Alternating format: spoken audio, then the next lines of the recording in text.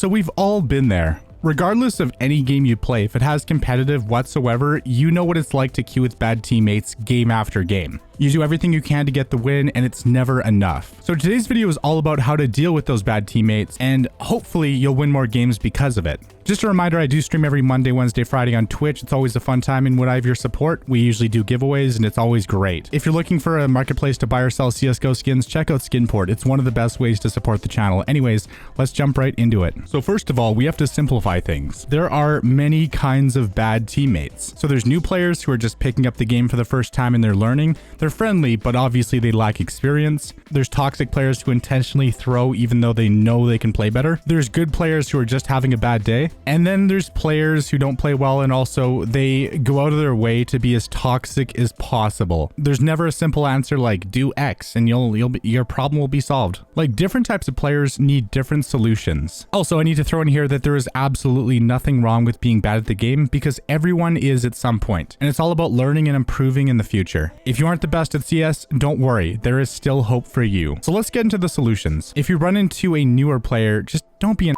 asshole. Don't be that guy. It's all about empathy. Everybody has been in their shoes, and a negative attitude never does anything to help the team win. But if this isn't a problem for you, then awesome. You already have a massive advantage. Like if you run into an unexperienced player, the best way to deal with them is to be a temporary mentor. Show them the ropes, teach them a few things about the game. And if you spectate them, take notice of the beginner mistakes they make and give them a little friendly advice. If you're going to be hostile about it, obviously they're not going to listen. Literally, a little kindness goes a long way and it makes a good impression. So next, let's talk about teammates who basically just throw the games. So people who have the ability to play better, but they choose to run out and die every round without making an attempt to help the team. The first thing you want to do is attempt to reason with them. Let them know that, hey, we're all part of a team, and if everyone does their best and everyone contributes, it greatly increases the chances of winning. You know, if you try to talk to them and they continue to be belligerent, then try to put them in a role where they can give info, like they could lurk and do their own thing and provide the team with useful info on where the enemies are at. And if they refuse, like you really have two options. Either you can use them as bait and play for trades,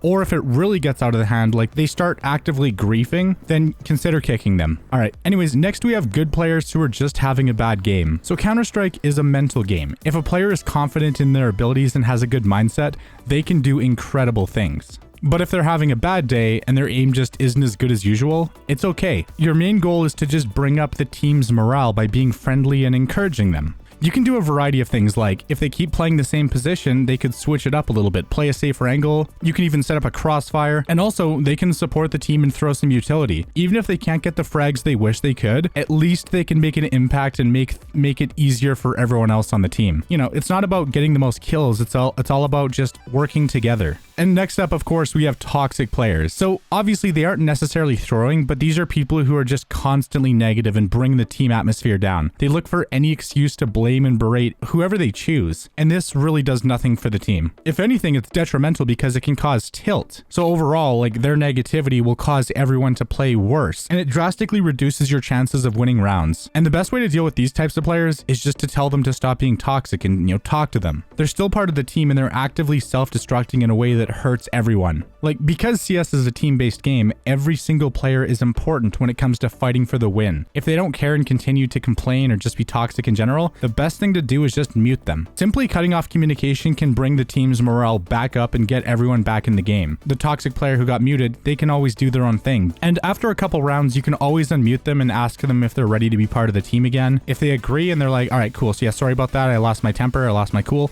but we're good now, then boom, you're back on track. But a warning though, people who usually tilt quickly and become toxic are prone to doing it repeatedly. So at the end of the day, you don't have to be anyone's friend afterwards. The only thing that really matters is working as a team and winning the game to rank up. But obviously losing is inevitable, and it's okay because you actually learn the most from when you lose or when you make mistakes. You know, a lot of people just shrug it off and forget about it, but when you start to actually analyze those losses and figure out what you did wrong, that's where the most growth comes from. That's when you're going to go from like a silver 1 to like an LEM. There are a lot of people who say that bad players lose games, but that's looking at it from a surface level without searching for a constructive solution. They're just there to belittle and berate people and put them down, so they'll obviously play worse because they have fragile egos and they want to be the center of attention and they want to be the best. But in reality, a mindset like that doesn't work for competitive games. Building a teammate up to play better gives them a confidence boost, while tearing them down does the exact opposite. I mean, as long as everyone tries their best and it's a team effort and you overall have a good time, nothing else really matters. I mean, win or lose, it's a video game and it's all about the journey and not the destination. Bad players are only a detriment to the team if they refuse to listen to helpful advice or at least play with the team. They can still make an impact, and sometimes they just need a little encouragement. Have you ever played with a player who was undeniably good, but they had a massive ego and just talked trash the entire game? I mean, yeah, sure, they may help the team get the win, but they're insufferable and their attitude makes the game way less enjoyable. Like, it actively holds them back from truly becoming a great player, and it's a sign that they are mentally and emotionally weak. I mean, like, look at Simple, for example. He used to be one of the most toxic players in the pro scene, yet he was the best in the world. But now that he's actually gotten better, now that he's chilled out a little bit and become a better team player, he's better than he's ever been before, because he realizes that it's not just about him, it's about everyone on the team. You can either tear each other down and play worse, or you can build each other up and play better and have a higher chance to win. Like, those are the two options you really have. But hey, even if you're a really good player and you still treat your team with respect, even the players who aren't really performing that well, then that's a sign that you're a strong person. That's a sign that you can look past all this petty BS and you can focus on what's actually important, winning the game. So thank you guys so much for listening. I hope you guys enjoyed the video. Of course, like, comment, share, subscribe. Let me know your thoughts, and I will see you guys in the next one. Stay safe, everyone. It's Turbo, and I'm out. Peace.